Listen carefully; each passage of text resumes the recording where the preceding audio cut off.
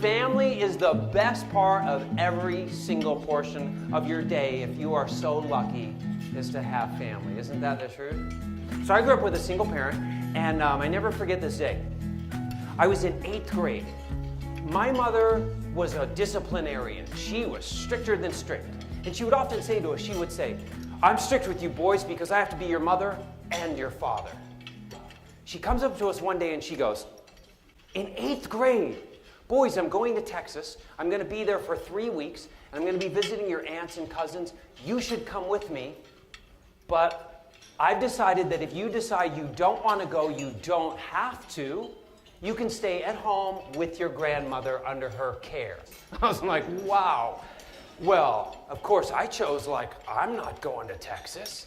I'm staying right here under the supervision of my grandmother. This is like the prison, the warden leaving the prison, opening the gates, and the only security officer is asleep. I'm like, I am about to paint the town red in 8th grade. I wake up the next morning. This is a true story. I run out. We have a trailer house. We have rickety dirt steps, and there's just dirt all the way around our trailer house. There's no yard or grass or anything. And I run down those steps, and I never forget it. I run into a gigantic mountain of dirt. This is like an Everest of dirt. It's so big that I climb up the pile of dirt, and I can see under our roof now, and I'm like, oh, there's the football I was looking for. I can see over the neighbor's fence. And I'm intrigued, and I go down, and I'm like, where in the world would a giant mountain of dirt come from? Well, my mother calls later that evening. The warden calls, and she says, I go, hey, guess what? There's a giant mountain of dirt in our yard, Mom. Maybe the neighbors are working on a project, and it got delivered to the wrong home. She goes, no, son. I ordered that dirt for you since you decided to stay home. I thought you could use a project to keep you out of trouble. She goes, what you are to do before you go out and do anything else, and you did what my mother said. You did it, right? You did not do it. She goes, before you go out and do anything with your friends, I want you to move that mountain of dirt, and I want you to spread it out all around our trailer house. I woke up the next day, and I went to work at 8 a.m. in the morning, starting to move that mountain of dirt. You know how you move a mountain? One shovelful at a time. You know what the hardest part of that process was for me? Moving a wheelbarrow for the first time in my life. Once I had it full of dirt, the wheelbarrow outweighed me, right? So getting it to go, I remember the first load was like rocking back and forth, trying to get it to move, trying to get it to move, trying to get it to move. And then when I finally got it to move, trying to get it to stop moving, and then it falling over and going, well, that's where the first load of dirt goes, right there. I have never worked so hard in my life, before or since. 6 hours a day, I'd be exhausted, I'd go in there, my grandmother would have a huge meal for us, and I always remember she would mumble, oh, your mother works you boys too hard. I would go, I agree, and then I'd fall asleep. After moving that dirt every single day for a week, I finally had finished. And I walked back out, and there was another dump truck full of dirt in the yard.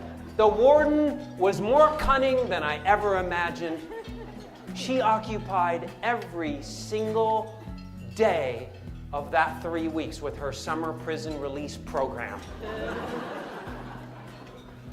I wanted a new parent, trust me. By the time she got back from Texas, I was going to be on non-speaking terms with her. And she came back, and my mother had this remarkable way of flipping from disciplinarian, what she perceived was the father, back to the sweet mother. And she stepped out of the car, and she switched back to the sweet mother, and she was like, boys, I'm so proud of you. I knew you could do it. And then she says, come with me. I have a surprise for you. I'm like, oh, this is my ice cream. This is my treat. And we drive down to the hardware store, and we go in the hardware store, and she buys a giant bag of grass seed. And she's like, I have another project for you. I'm like, the warden's back.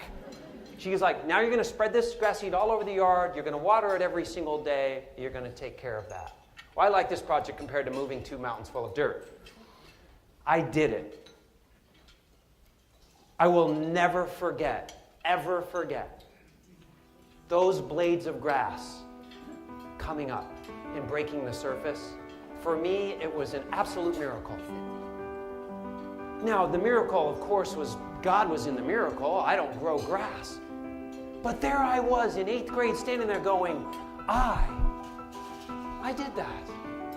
In large part, I planted the seed, I watered it, I took care of it, and I moved mountains to make that happen. So that was a moment in family,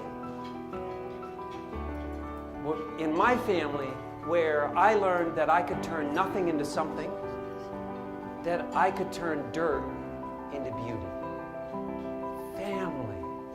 Even if it's one parent, family, it's everything, right?